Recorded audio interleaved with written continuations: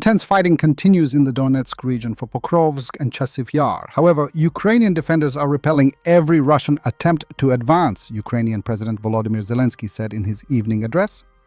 According to the president, today he received a report from the commander-in-chief of the Armed Forces of Ukraine, Oleksandr Syrsky.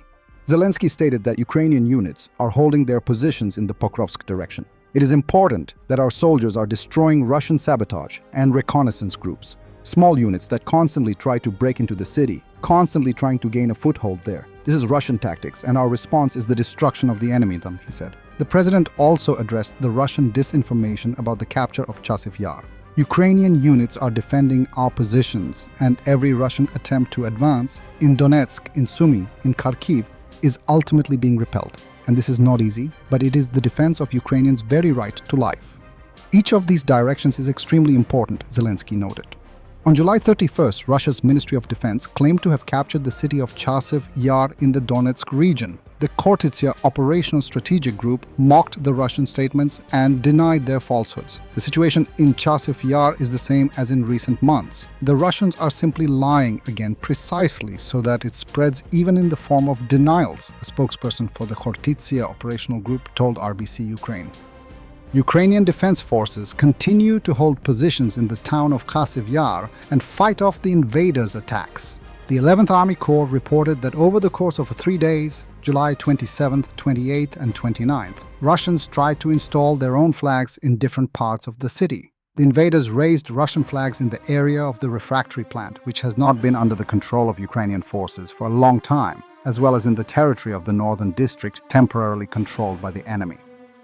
Prior to the flag installation in the Shevchenko area, the enemy launched artillery strikes at the positions of the defense forces.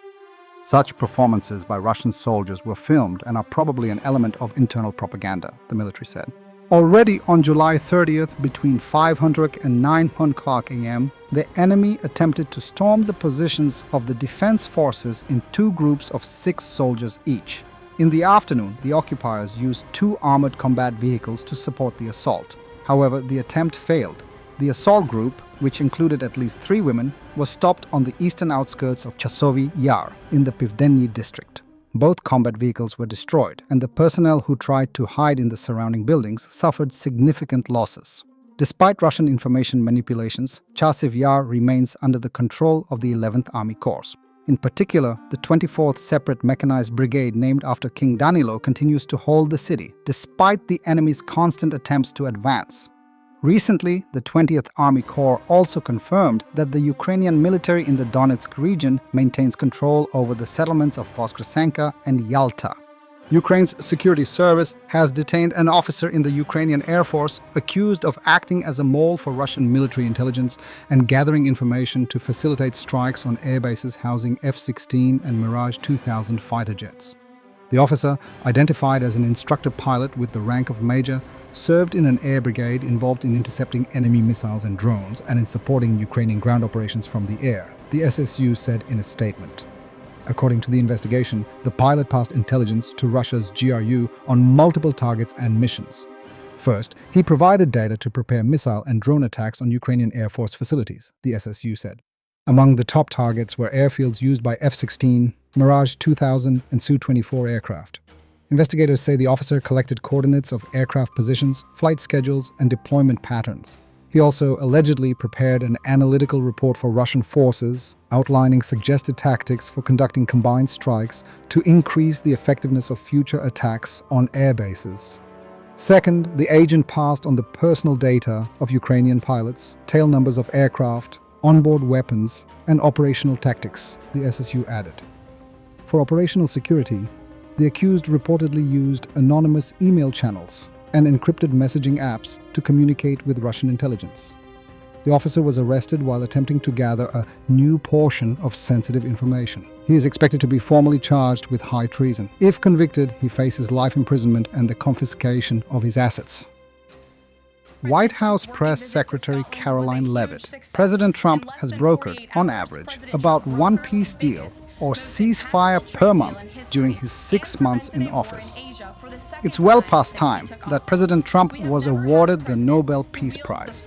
President Trump's working visit to Scotland was a huge success. In less than 48 hours, President Trump brokered the biggest, most impactful trade deal in history and prevented a war in Asia for the second time since he took office.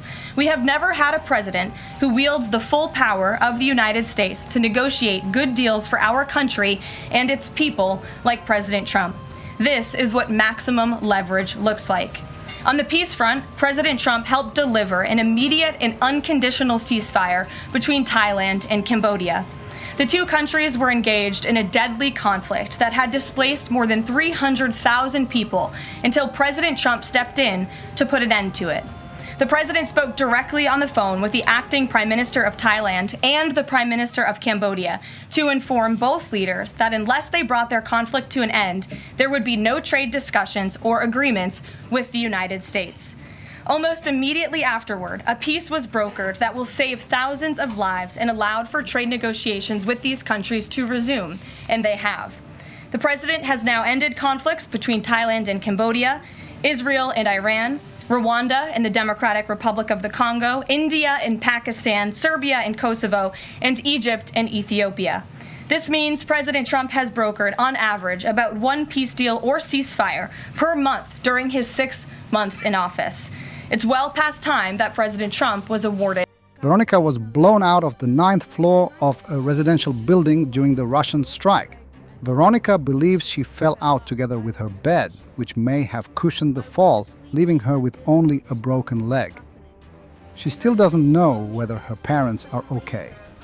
Katerina Leskevich, from the 9th floor, just flew out. A broken leg and a tooth in short fell out. I was conscious. I was just sleepy and didn't understand what was happening. I heard an explosion, and a second later, I was on the ground. I don't know how this is at all. How could I fall 9 floors and end up with just a broken leg? Most likely, I was really sitting on the bed and just fell with it. And because of that, I didn't get hurt, because the bed is soft. I don't know what's with my father, what's with my mother. I don't know at all where they are. What's with them? 16 people killed by Russia in Kyiv last night, 2 of them children. 155 more injured, 16 of them children. Unbelievable pain caused by Russia.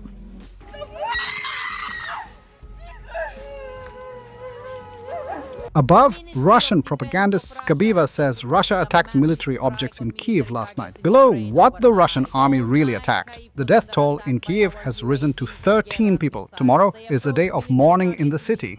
The Ministry of Defense of Russia has just reported a massive strike on military targets in Ukraine overnight. All night, Kyiv was under attack by our UAVs and Geran missiles. They approached military targets in the Ukrainian capital from 3 sides, from the north, east and south. According to the head of the Ministry of Internal Affairs of Ukraine, Klimenko, a jet-powered version of the strike drone was also used. In total, more than 300 drones and 8 Iskanders were involved in the attack. This is according to a report from the Ukrainian Air Force. Explosions thundered at the Zuliani airport, where the American Patriot air defense systems transferred to Ukraine are based, and in Kyiv itself, warehouses of the Ukrainian armed forces are ablaze. The railway infrastructure used for supplying Ukrainian militants with Western weapons was also damaged. For the second night in a row, our armed forces are striking the transport infrastructure of Pavlograd in the Dnipropetrovsk region. Explosions also occurred in the Chernihiv region, Rivne, Zhytomyr and Cherkasy. The daughter of one of the main hawks in Donald Trump's team, Special Envoy Keith Kellogg, Megan Mops, called the attack on Kyiv Putin's response to the American president's ultimatum. Thanks for watching, and don't forget to subscribe. Also, if you want to support Warthog Defense, please become our member and get early access to new videos, exclusive members-only videos, and become administrator in comment section. The membership link is in the description. Every day. We had a guy last week, it's 6 rescues in 6 days. You know, he's doing the job every day.